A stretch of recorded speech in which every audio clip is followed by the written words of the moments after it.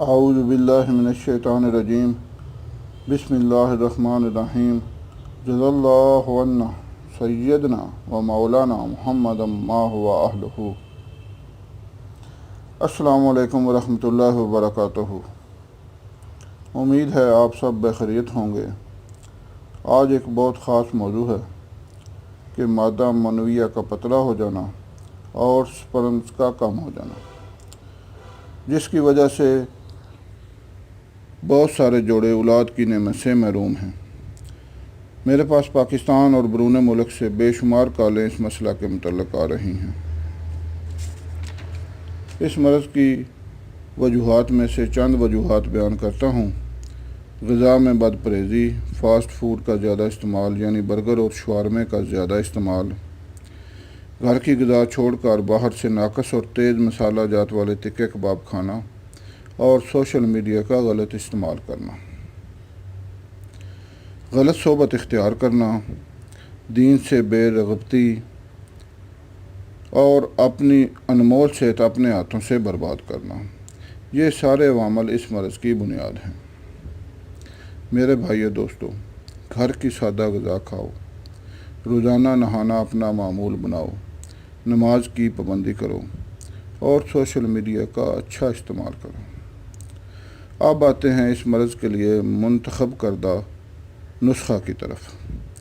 میری نظر میں اس مرض کے لیے اس سے اچھا نسخہ اور کوئی نہیں ہے۔ اس میں بہت اچھے اجزاء ہیں اور یہ نسخہ میں بہت سارے مریضوں کو استعمال کرا چکا ہوں۔ سینکڑوں مریض اس سے شفا یاب ہو چکے ہیں۔ آپ بھی اس نسخہ سے فائدہ اٹھائیں اور مجھے دعا میں یاد رکھیں۔ نسخہ کے اجزاء نوٹ کریں۔ سالم مصری 50 گرام، ستاور 50 گرام، موسلی سفید انڈیا 50 گرام، سنگھاڑا خشک 50 گرام، سالب پنجہ 50 گرام، الائچی خرد یعنی سبز الائچی 50 گرام، چھلکا اسبگول 100 گرام۔ نسخہ دوبارہ سن لیں۔ سالم مصری 50 گرام، ستاور 50 گرام، موسلی سفید انڈیا 50 گرام،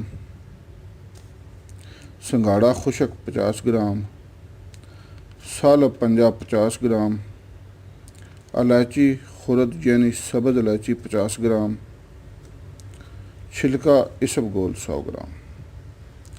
موسلی سفید دو قسم کی ہوتی ہے، ایک انڈیا کی اور ایک پاکستانی۔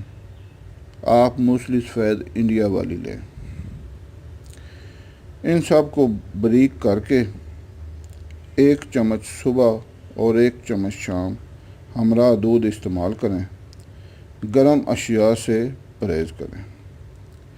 دعائیں کسی اعتبار والے پنسار سٹور سے لیں تاکہ آپ کو معیاری اور اصلی دعائیں ملیں۔